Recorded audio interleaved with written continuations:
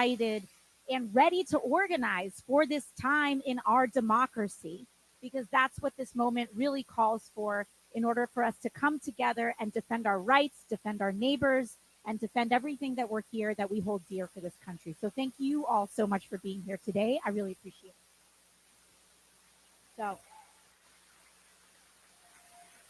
So is this anyone's first town hall here with us today? Yes, give yourselves a round of applause. Thank you. So usually the way that we go about these is that at the top of the town hall, I'm just going to run through some updates in terms of what we've been doing in Washington for everyone here. I'm going to run through that kind of quickly so that we can then move to the Q&A and I'm able to answer as many questions as I can from you all. But in terms of some overall updates with respect to what we will be covering today, I'm going to talk a little bit about the Trump and DOGE impacts in our neighborhood and community specifically. Yeah, not great. It's terrible, but that's the preview. But I want us to also know with some detail what are some of the things that we're going to be seeing and experiencing so that we know where to direct our energy and our attention. I'm going to talk about something known as reconciliation. These are all the budget cuts that we've been talking about. When they're going after Medicaid, Medicare, Social Security, those budget cuts are done through a legislative process known as reconciliation. And so I'm going to talk a little bit about what that means and how that intersects with my new assignment in this Congress on the Committee on Energy and Commerce. A little bit of a preview. All of the Medicaid work and all of the Medicaid fight is going to go through the Energy and Commerce Committee, which is the committee that I was just assigned to this Congress. And we're going to fight for that. And I feel like we're going to win. I feel like we're going to win on that. But it will not be without a lot of work. So we'll talk about that. Then we'll talk about some immigration updates that we have in the district, as well as some additional district updates.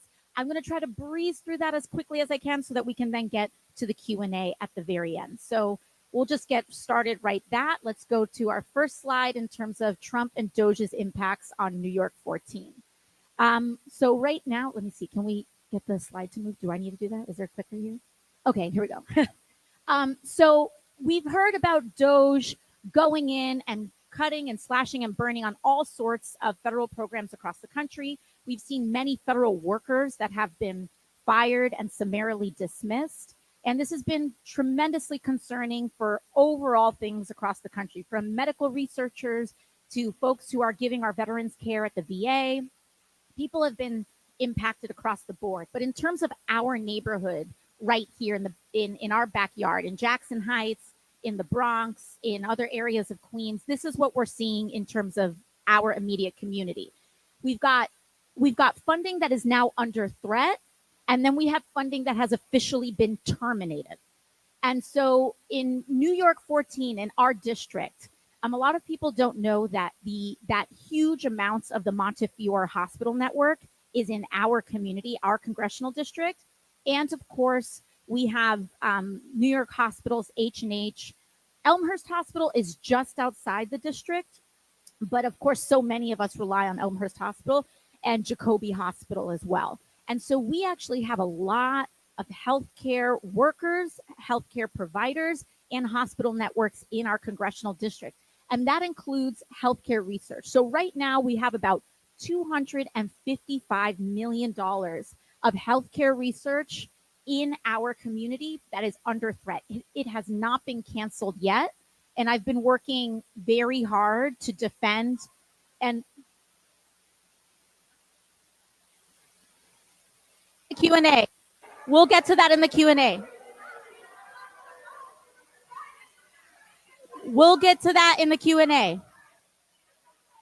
Listen, I am happy. I am happy. Yes, I understand. We will take your I will take your question. I'm happy to take your question. We're happy to take your question. I'm happy to take your question. Okay. Here's the deal. I'm happy to take your question. I'm happy to take your question. Listen. Listen, ma'am, you have, ma'am, you're gonna have to sit down. All right, ma'am. All right, ma'am. All right. I'm sorry, ma'am. Listen. All right, ma'am. Ma'am. All right, listen, ma'am. Ma'am. Thank you. Thank you, ma'am. Sorry. Listen, folks. All right. All right, folks. Okay. Thank you. Thank you. Listen, folks. All right. All right. I mean, here's the deal. With town halls, I more than welcome people who disagree or are maybe even super pissed off at me for any issue to come. But we have some ground rules here, which is that please wait to the Q&A because we don't want to deprive all of our neighbors of the ability to have information and hear things and respond to it. I'm not the, you know, trust me, I'm not a person that's going to not call on someone that I think is going to answer, that's going to ask a tough question. We're more than happy to do that, but we need to be able to have this conversation. So thank you all. Anyways, so we have this healthcare research that's under threat, but we've been working very hard to stave off those cuts. So far, we've been successful, but it takes constant work on it, and we've been able to do that, including reaching out on a bipartisan level in order to get that done. But what has been terminated has been $63 million in FEMA funding for the East Elmhurst and Hunts Point cloudburst projects. Now, what that means, cloudburst, does anyone remember that kind of flash storm that happened a couple of years ago? It was absolutely tragic. We lost 12 of our neighbors in basement apartment flooding because of this sudden storm that came up a couple of years ago. That was known as a cloudburst. After that storm, I brought then President Biden to the district. We brought him to East Elmhurst, to one of the neighborhoods that was most affected. And we got $63 million in funding to help try to reconstruct some of these areas and stave off some of what we had seen there. We received notice that grant, that the Trump administration terminated that grant. And this is something that we're still trying to figure out how to recoup. But I want you all to know that that's some of the actual backyard cancellations that are happening as a result of Trump and DOGE. And so a lot of times Republicans kind of go around and they're like, oh, they're just cutting waste. This is just about fraud and abuse. No, 12 people died in this neighborhood, and we were doing something to fix it, and they have cut it. This is not about going after waste, fraud, and abuse. This is about looting the public funds in order to pay for tax cuts for Elon Musk. And if Republicans really want to go after waste, fraud, and abuse, I sat on the Oversight Committee for 6 years. They need to go after and allow for an actual audit of the Pentagon and an audit of defense contractors.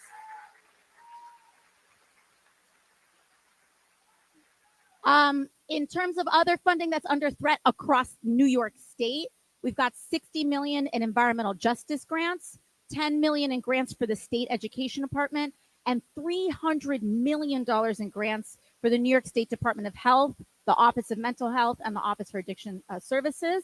We also have some terminated grants here, which is an ORR grant. This is the Office of Refugee Resettlement. So these are for refugees and the grants that we've been seeing there. For unaccompanied minors and children, that was canceled. We have HUD emergency housing vouchers that were canceled for next year, and citizenship and integration grant program contracts that have been canceled. And so we're doing as much as we can to try to see how we can compensate and defend against that. So we've got that. Our next slide here is to also talk about energy and commerce. So this year, I shifted from the Oversight Committee, and I am now assigned to the Committee on Energy and Commerce. This is one of the most powerful committees in all of Congress. About 60% of all the legislation that passes through Congress goes through this committee. It has jurisdiction over healthcare, over technology, over energy projects. So it has very wide jurisdiction. And it also oversees massive areas of Medicare, Medicaid, and other key programs. And the jurisdiction in and of itself is $2.5 trillion of the American economy. And so this Medicaid fight is right here at our doorstep. In fact, one of the big victories that we've had recently that I was able to share at yesterday's May Day rally in Foley Square is that we had this Medicaid fight. Republicans are talking about this reconciliation process, and we can go to that slide now as well, is that Republicans keep talking about they need to find $880 billion in cuts through the Energy and Commerce Committee alone. And what I find very interesting is that they aren't saying, hey, cut all the waste that you find. Go investigate, go see if you can find waste or find. No, they're saying, we need $880 billion to pay for the GOP tax cut. They say we want to cut almost $1 trillion in taxes for billionaires and the very rich. And they found the ENC committee, Energy and Commerce, and they're saying we want $880 billion of that to come from this committee. We want $880 billion to come from Medicare or Medicaid. They wanted to come from Medicaid and or Medicare, Social Security, etc. However, what we have been able to do is sound the alarm on this. And in our rallies with Senator Sanders, in our ability to organize to the public, we've been sounding the alarm on this. And the problem that Republicans come into is that their own constituents are on Medicaid. Everyone is on Medicaid. Not everybody, but huge amounts of people are on Medicaid. A lot of people don't know. If you could guess, out of every baby that is born today in the United States, 40% of them are covered by Medicaid. Huge amounts, 30% of Medicaid disbursements go to people who receive Medicare. And so people think that these programs are these small little things. Medicaid is one of the largest sources of health coverage in the United States, point blank, period. In fact, the ACA, the Affordable Care Act, is an extension. It relies on extending Medicaid disbursements in order to help finance the ACA. So even if you have even if you're covered by ACA insurance, that is also done through a Medicaid mechanism as well. So these cuts to Medicaid are very serious and they're very real. And next week, the Republican caucus here in the House, we were supposed to have our markup. This is when they finally give us the legislation and we go through line by line all of the cuts that they wanted to make. And so that was supposed to happen on Tuesday. I was prepping for this. We were doing all of our research.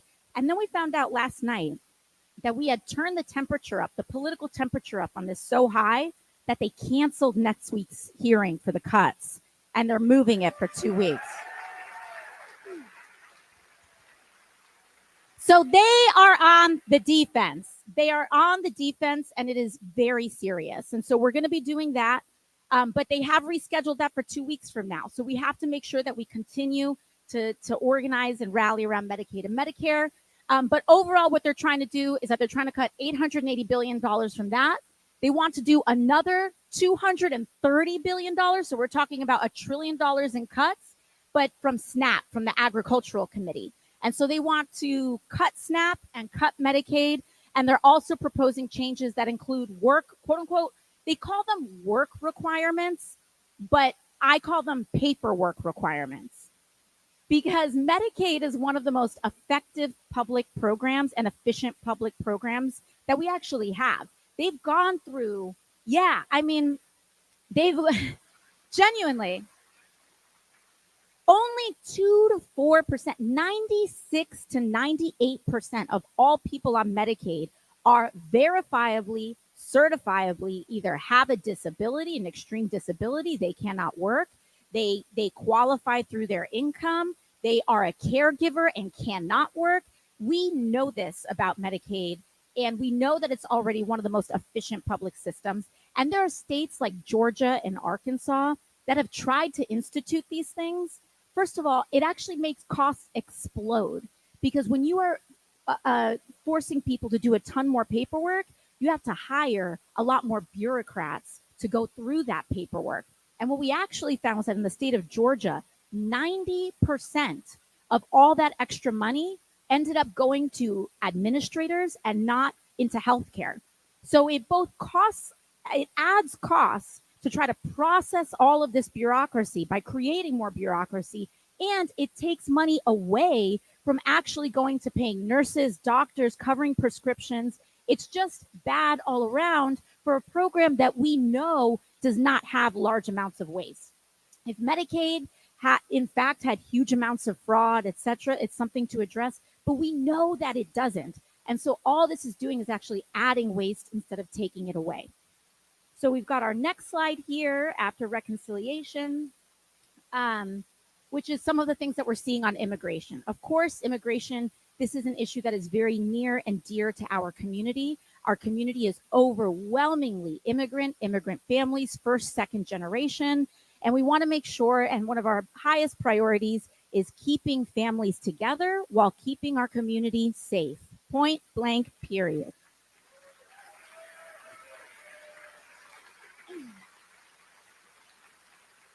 And I want everyone here to know and to understand that my office is a safe place for casework if you need or have any questions about your status or your family status. We are able to process things. We will not share any information. If we need to do an inquiry on your case, we will ask for that permission to do so. And we have been able to clear up a lot of casework and a lot of issues in people's status through my office. So if you know someone that you think or they feel like they're hiding in the shadows, that they're afraid, that they don't know who to reach out to, that they either maybe have lost their status through some sort of missed deadline or something like that, please encourage them to reach out to our office. We have a great track record, and we are very, very often able to help people get on the right track, regularize their status, or figure out what their options are.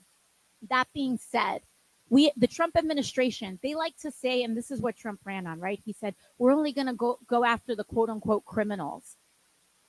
Yeah, exactly.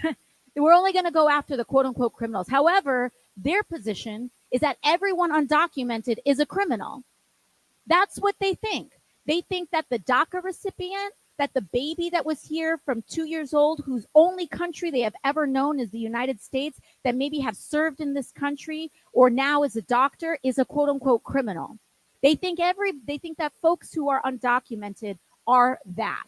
But on top of that, they're not even just going after undocumented people. They are making people undocumented by revoking legal status.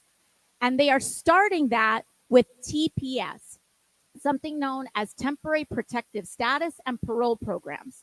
That is an area in which people that have where there's huge amounts of political or other kinds of instability at home, the United States agreed to officially create almost like a legal status by which people from those areas fleeing some of the harshest conditions in the world can come to the United States and offer for status. In fact, we fought for TPS for Venezuelan refugees not too long ago. And they are canceling TPS programs. So people who are here lawfully, they are canceling these TPS programs to make them undocumented in order to go after them. So this is not about quote unquote illegal immigration. This is anti-immigration. And it is very important that we understand that and cut through the rhetoric and cut through the nonsense, because they do not have a leg to stand on when it comes to this argument. They've also ramped up deportations, including deportations to Guantanamo and also to El Salvador, which is completely illegal. And I don't even want to call them deportations. They are sanctioned kidnappings in many circumstances.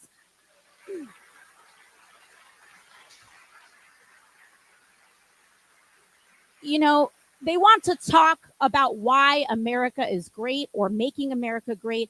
Our civil liberties and our civil protections are part of what makes America great. It is our democracy. And when you want to shred up our Constitution and eliminate due process, it is one of the most, it's attacking what it means to be an American. And it is eroding and degrading what it means to be an American when we rip up our Constitution and due process. And that's exactly what they're doing here. We have, of course, attacks on free speech. We have our own Mahmoud Khalil in Colombia, a Columbia student who was detained and is detained. And we've been in close contact with his family in advocacy for his case in order to release him from the Louisiana detention center that he is in. But the only grounds in which he was detained was him exercising his free speech in order to advocate for Palestinian human rights and to end the war in Gaza. And we have to make sure that we are advocating for him and agitating for his release. We recently had another student in Vermont that we were able to successfully advocate for his release. He is out on bail. That happened this week, and we are hoping to be able to do the same thing for Mahmoud Khalil. And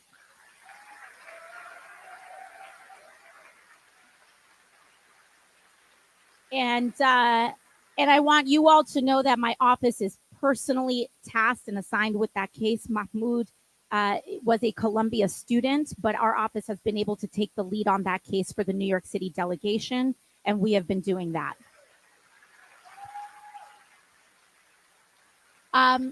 Now, additionally, what we've also seen is that the Trump administration has done absolutely, they have broken, it's not even enough to say that they have broken norms. Historically, if you were undocumented, you could still pay taxes in the United States. And millions of people, undocumented people, pay taxes in this country in the hope that they can one day regularize their status and be on a path to citizenship. The Trump administration has decided to end that firewall between the IRS and ICE, as well as with HUD, the Housing and Urban Development. And so there's now unprecedented data sharing that is happening that is very dangerous, and I think it should be dangerous for all of us. This is not just about immigrants. This is about all of our privacy and all of our civil rights. But what we've also been doing is I've been hosting Know Your Rights seminars through my office so that communities across our district understand what their rights are. If ICE knocks on your door, they do not have carte blanche to enter, point blank, period. And if they do want to knock on your door or knock on anyone's door, including your workplace, you can tell them, show me a warrant. Show me a judicial warrant. And if they don't show you a warrant, you can say you can come back with a warrant. You have the right to turn them away unless they have the proper paperwork or are coming in the proper way. And when we first did one of these seminars, Tom Homan, then acting director of ICE, said that he was going to threaten to refer me to DOJ because I'm using my free speech rights in order to advise people of their constitutionally guaranteed protections. And he may want to do it again today. And to that I say, come for me. You're going to have to come for me.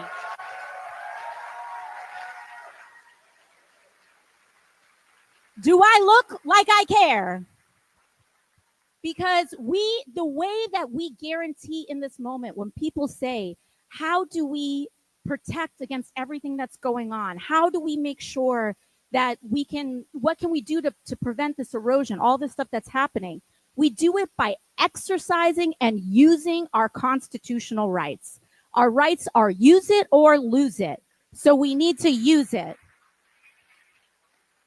And we need to challenge them. So don't let them intimidate you into thinking that you're doing something wrong by telling people what their actual legal constitutional rights are. There's nothing wrong about it, and there's nothing illegal about it. And if they want to make it illegal, they can come take me. That's how I feel about it.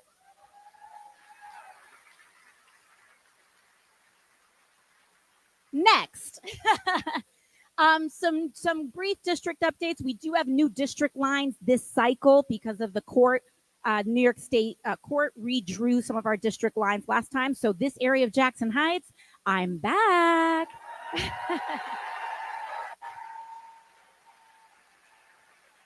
And it feels so good to be back, I'll tell you. We also have some immigration casework. I mentioned that before. Please encourage people to come forward, but also same thing, Social Security. If something is wrong with your Social Security, your Medicare, your Medicaid, please come to my office. Sometimes you don't have to pay a lawyer $1 gazillion to do that. We will do it for free. Sometimes they don't want you to know that. But we can, or if you do need legal counsel, we're happy to refer you to some resources. And also, everyone, Real ID is kicking in. That is next Wednesday, I believe, next week, May 7th. And if you do not have your Real ID, you will not be able to fly. And so if you have a flight coming up, please make sure you stop by the DMV. The lines are really long right now, unfortunately, because everyone's rushing to do it all at once. But please make sure that you do that and kind of update your Real ID, because summer's around the corner and people are going to want to travel, or an emergency, you might have to go fly, see a family member, and we want you to be able to fly. And that's that on district updates. And now we can move to our Q&A. Thank you, everybody.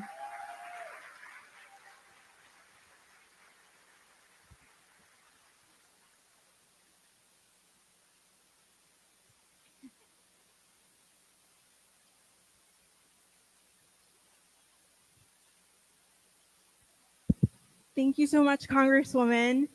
We will now begin taking questions from the audience. I will call out 2 names at a time, so please stand up when you hear your name and your neighborhood. My colleague will bring a microphone to you. The first 2 questions are from Melissa Savala from Jackson Heights and Will from Astoria.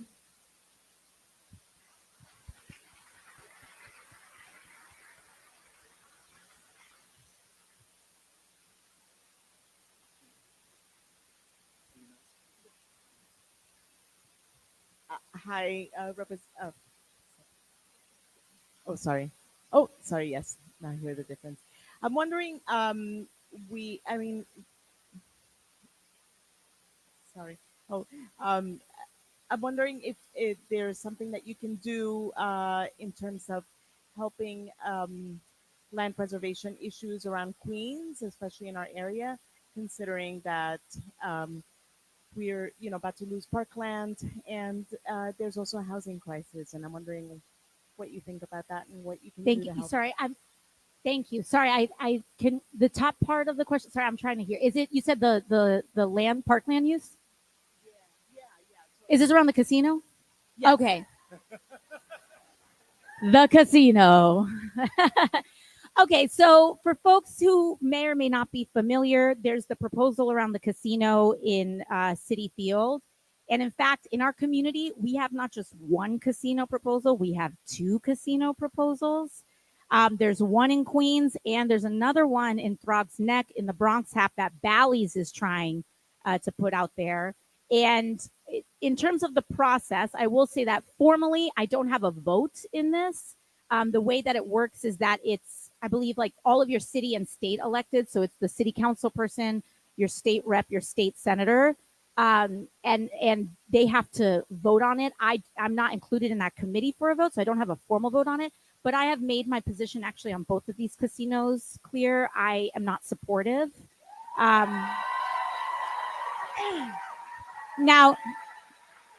I will say, there are, and the 2 casino proposals are different. In the case of Bally's, I do not believe that Bally's has provided the resources.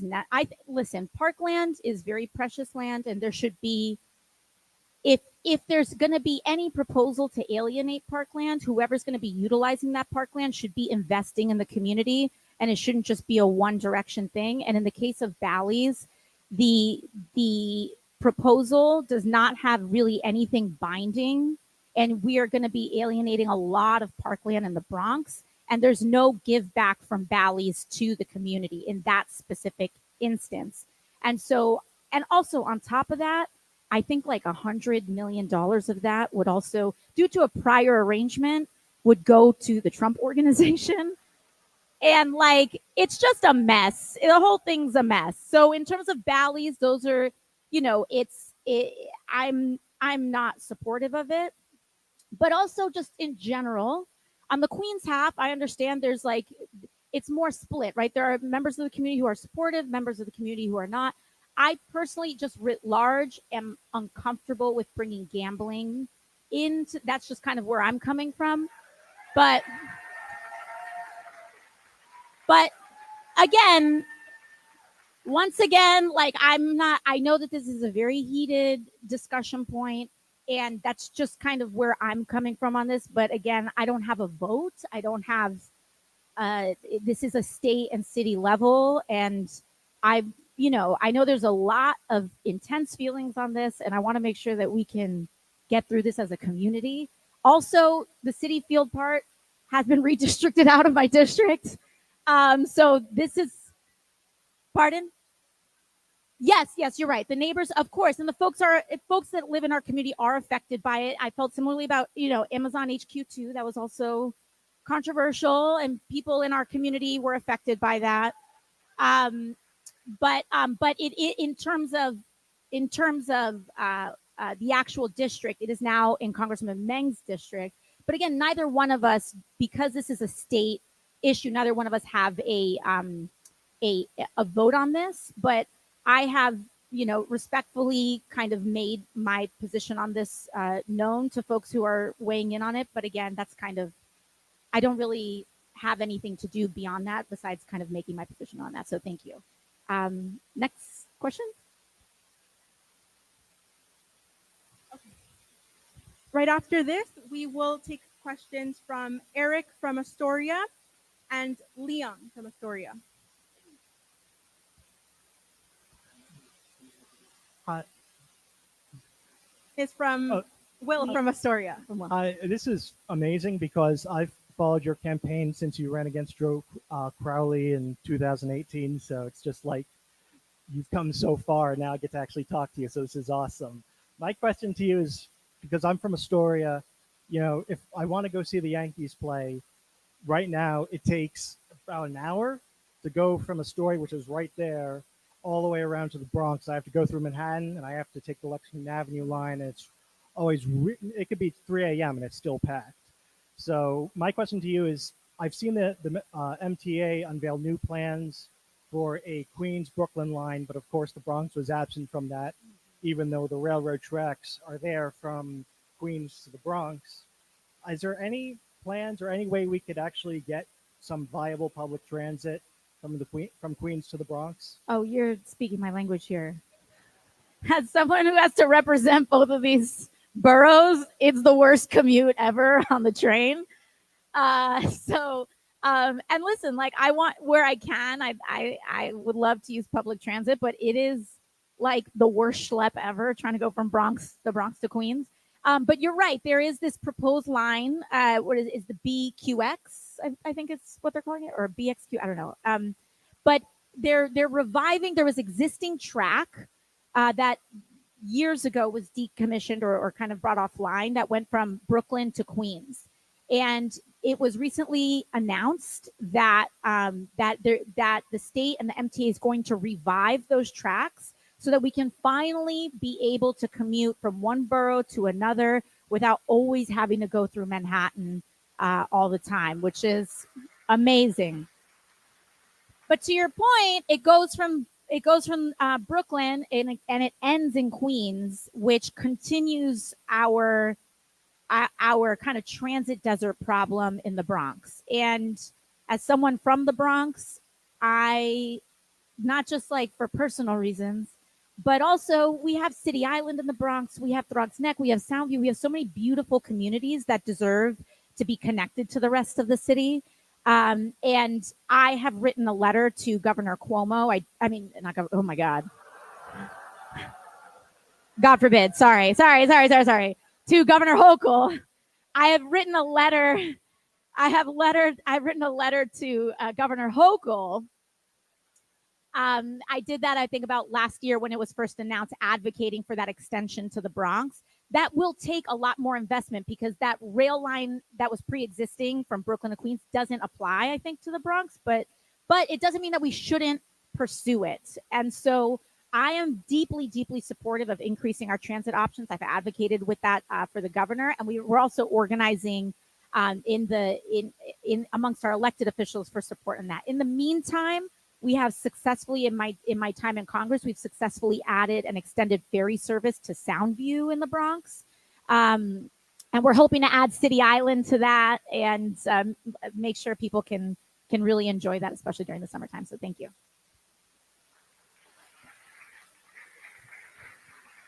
This next question is from Eric in Astoria. After that, we'll have a question from Liam in Astoria, and then Sharon David from Jackson Heights. Liam? Hi, I'm Liam. Hi. I just moved like last month. Welcome. I have a compound question here.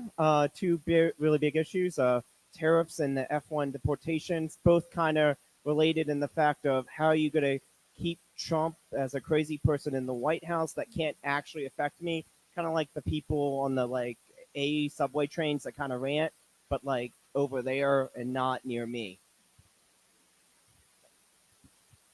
Sorry, could you repeat? I'm sorry, folks. Sometimes it's a little hard. Can you? Oh, sorry. It was really about how like all these tariff problems and stuff has started affecting and the F1 deportations, how you like combating Trump's craziness with that. Yes. Okay. And you said combating his craziness with fact, you said? In all of those situations, how are you combating Okay. Trump's craziness, Okay. tariffs, F1 visas? So a lot of this has to do, I think there's different kinds of ways to approach Trump. I think a lot of times people have seen, perhaps felt the Democratic Party being a little on its back foot in the Trump administration.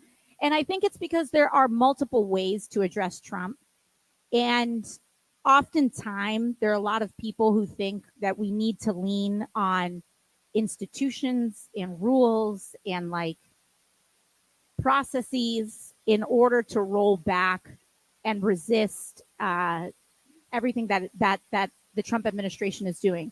And it's not to say that those things should be abandoned, because sometimes we do win. Like we are able to turn some of these things over in court.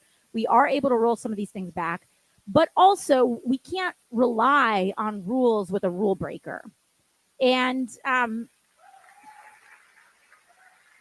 it means that we have to get creative. And it really does mean that with a reality TV show president, that public opinion matters. Public opinion really does matter. And when we're able to be on our offense with some of these folks and we're able to turn the public tide, then we are sometimes able to get and secure some changes and some rollbacks in what they are planning to do. And so I think we need to have, and this has been to our point here and what we did 6 years ago, both an inside and outside strategy. And sometimes I think it has leaned too much on an inside strategy with not enough of an outside strategy. And it's very important that we be organizing and educating people right now. So on the point with tariffs, these tariffs are going to start to be, I want you all to know, we're going to really start feeling the consequences of these tariffs in about 2 to 4 weeks from now. Because in terms of our supply chain, and we all now are much more familiar with supply chains after COVID. In terms of supply chains, when these tariffs are announced and when they start to become enacted, we don't feel the issues in our supply chain the next day. It's when everything that was from the ports coming into the ports the day that it was announced, when that gets to our shelves and after they've been bought up, it's about what is happening at the ports the day after and a couple weeks after. And as we've seen, maybe some of you have seen, some of these ports are starting to kind of empty out a little bit. And so I don't say this so like people start stealing all the toilet paper from Costco. Please do not do that. But it's to say that things may get more expensive, and we're going to feel those changes in prices, not in an immediate sense, although some people may have already seen some prices go up. But we're going to really start feeling that in the next 2 to 4 weeks. And when public opinion, when it's very important that we continue beating the drum that these price increases are because of the tariffs. that the tariffs are doing this because what they don't want is for people to connect, A, to be aware that prices are going up, and B, to connect the dots that the prices are going up because of those tariffs. And so we need to be really sharing that information. I, of course, will be doing that in a public sense, but in an era of disinformation and misinformation, and there are plenty of folks that that may not believe it when I'm saying it, but they believe stuff when their friends are telling them.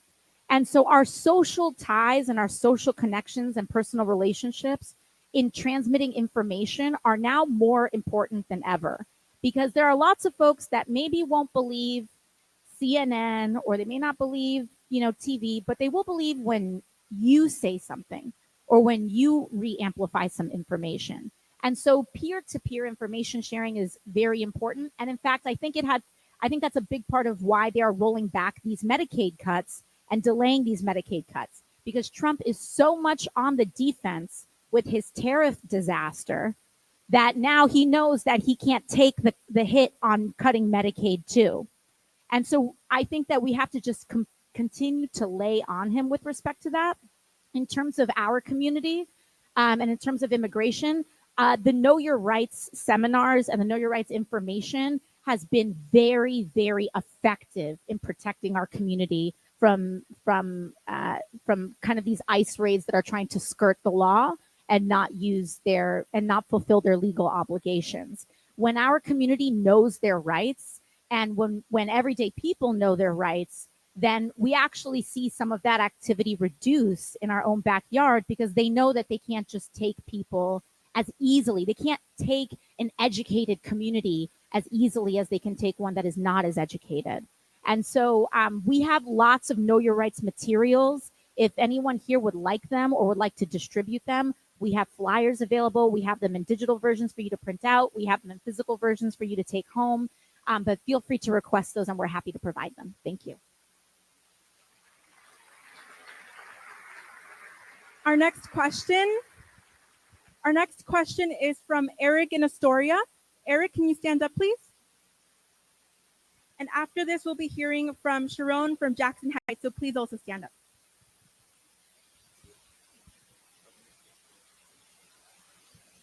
Hello, AOC. Hey, I'm wondering, what are some of the steps that we can take to raise the minimum wage to a livable wage? Yes, thank you.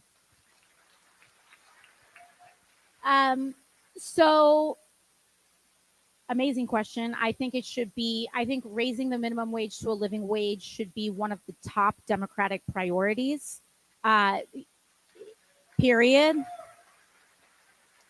And I think it should be on the top list of any priority that anybody, whether you are seeking to be any sort of leader in the Democratic Party, I think we need to be raising the minimum wage to a living wage. And in fact, in 2018, when we last had a House majority, it was under the Trump presidency, but when we had that House majority, the House passed back then a $15 national minimum wage, but it did not pass in the Mitch McConnell controlled Senate. I think we need to reintroduce that legislation. However, that was a long time ago, and I think we need to really do an assessment of what that number should be now. But bare minimum, I think we need to be reintroducing that legislation, if not indexing it up slightly. And we were able to pass it. I think we need to work to make sure that we are, even though we are in the minority in the House, we need to make sure that we are teeing up this legislation to be able to pass in the first 100 days of a Democratic majority, which means I believe introducing it to Congress, even though Republicans may not bring it to the floor, we need to have every single Democratic member of Congress co-sponsored on a minimum wage bill, so that we know who is outstanding and who we need to get in order to pass this thing once we win the majority next year, which if I have anything to do with it, we will.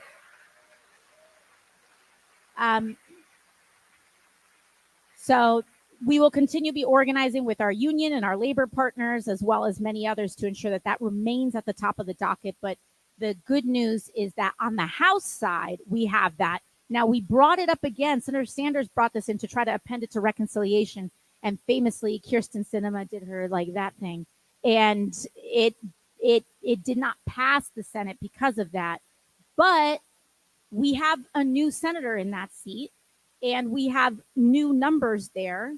And so I think that we hopefully will be able to do that. There was also, what was complicated in that was that there was this whole thing. It was a rule. There was something called a bird bath, and there was some reconciliation, and people were disagreeing about the rules on that. It's a long story, but the point is that I think where we need to target our organizing there is in the Senate as well, and making sure that we're getting our numbers in the Senate to tee that up for passage too. So thank you.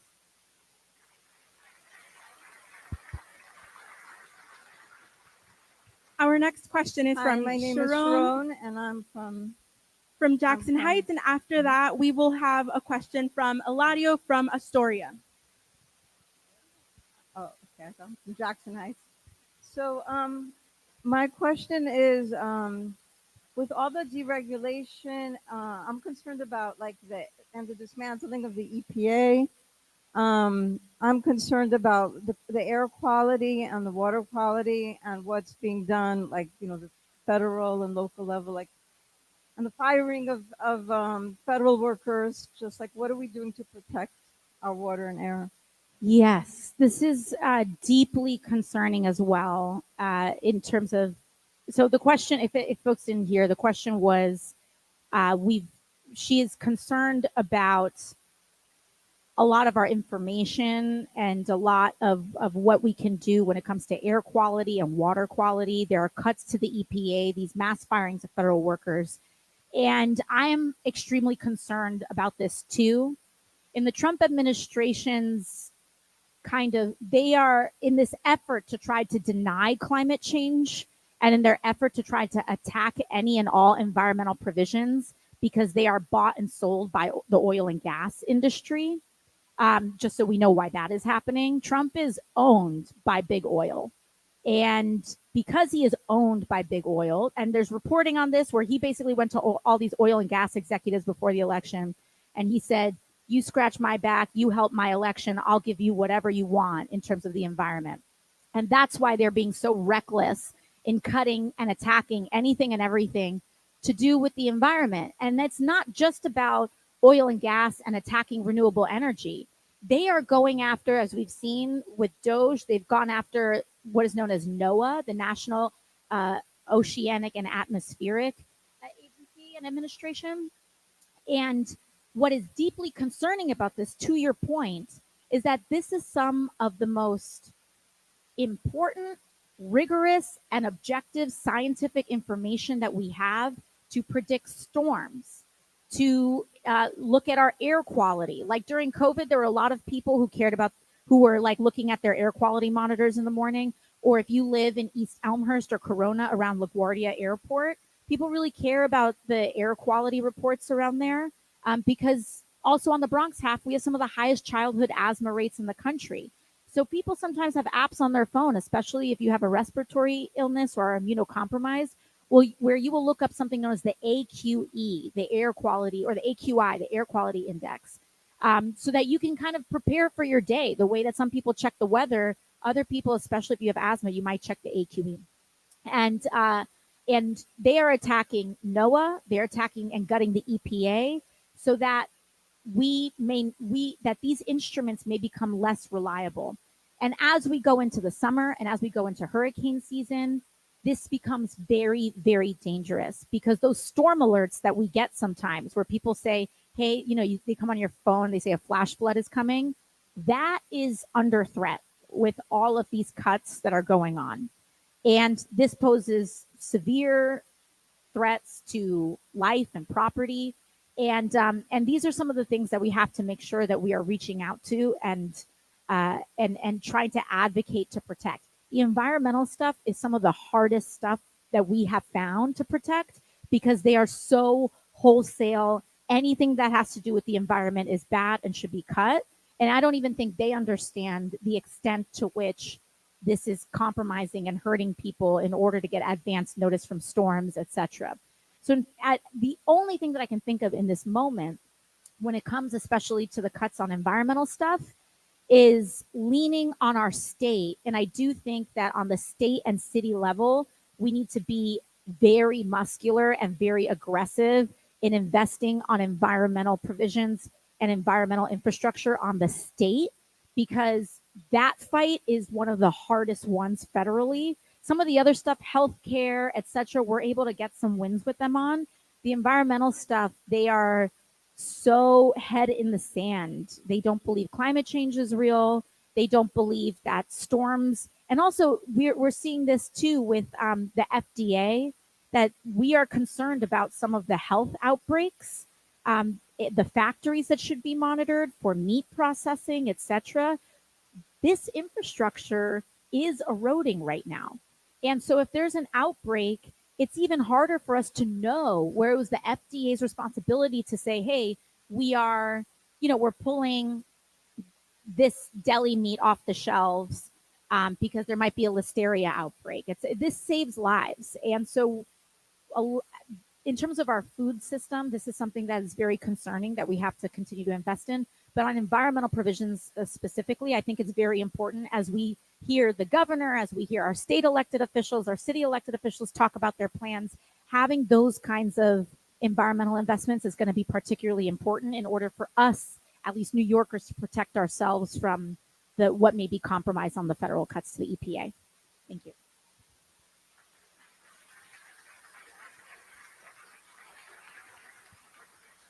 Our next question is from Eladio from Astoria. If you can please stand up.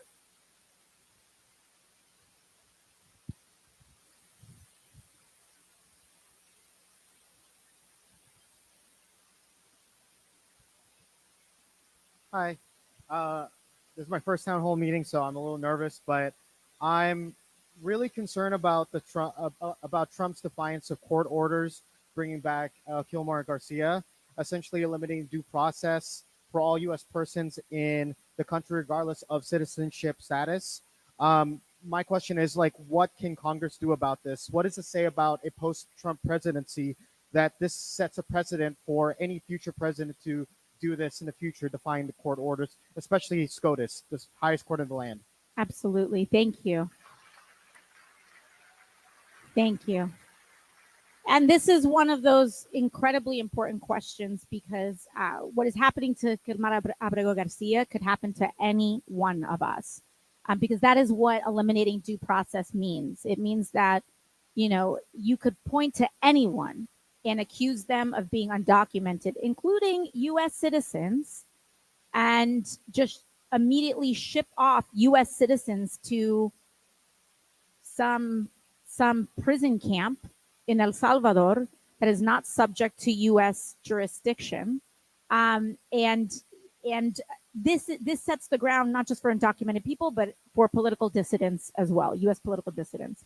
And so this is a tremendously important issue. Senator Van Hollen has been an incredible leader. For folks who may not know, Kilmar is a constituent in Maryland, and so his congressman is Representative Glenn Ivey, and Senator Van Hollen, who's also the chair on foreign affairs, or one of the leaders on foreign affairs in the Senate, has been able to draw a great degree of attention to this issue.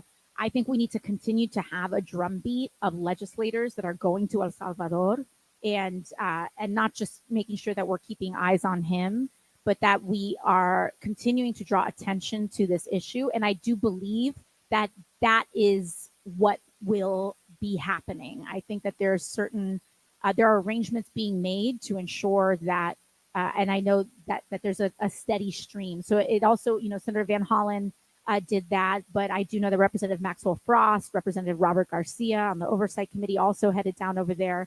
And we are in a place where there have to be political consequences for these things. Things will not change unless there are political consequences. And one of the good things that we're seeing is that there are starting to be political consequences. We don't just have to wait until next year for something to happen. There have been these special elections that have been going on. There were 2 special elections in Florida where Matt Gaetz's seat was, and where Michael Waltz's seat was, those vacancies. And those are supposed to be solid red districts. And even though a Republican won in those seats, they were supposed to win by 40 points. And they won by much less than that. And that is why Elise Stefanik got pulled from the UN ambassador nomination, which is good. It's a good development because we need to show that these actions have consequences. And it sure seemed like Representative Stefanik wanted that post, and she's not getting it because she is enabling the brutality of this administration. And that's what these people respond to, is consequences. And so it's very important that we continue to organize and that we continue to show electorally that there are consequences for this, because unfortunately, with people who are so self-motivated, we should say, that's what they respond to. It is the FAFO theory of politics here that Republicans answer to. And so, unfortunately, appeals to compassion, appeals to democracy, we clearly are not things that they care about. But showing them that there will be limitations to their power, because they've built their power on cruelty. They've won elections on kind of this mandate of cruelty and talking about immigration and this idea that every DACA recipient, every dreamer is like a source of chaos in America. And so it's very important that we do that. And we will continue to fight for Kilmar Abrego Garcia's release as well. So thank you.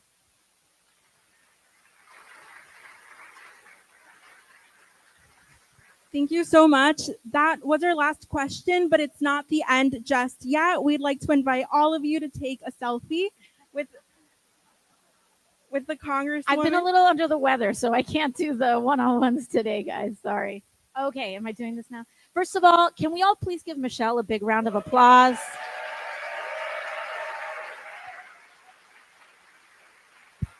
And I'd like to thank all of our staff that are here today. If you could please raise your hands. If you have any questions, if you ever call our office, these are the people picking up the phone. So please thank them. They have to deal with so much all the time. And can we please thank our interpreter here today, our ASL interpreter? Thank you. Thank you. We love you. We love you. Okay, so I guess we're taking this, and I guess, Michelle, I guess you'll post this later so that everyone who wants a photo together will have one. All right, say cheese, everybody. Thank you. Thank you, everyone, so much for coming. We'll be having another one soon. Thank you, everybody. Have a good one. Love you.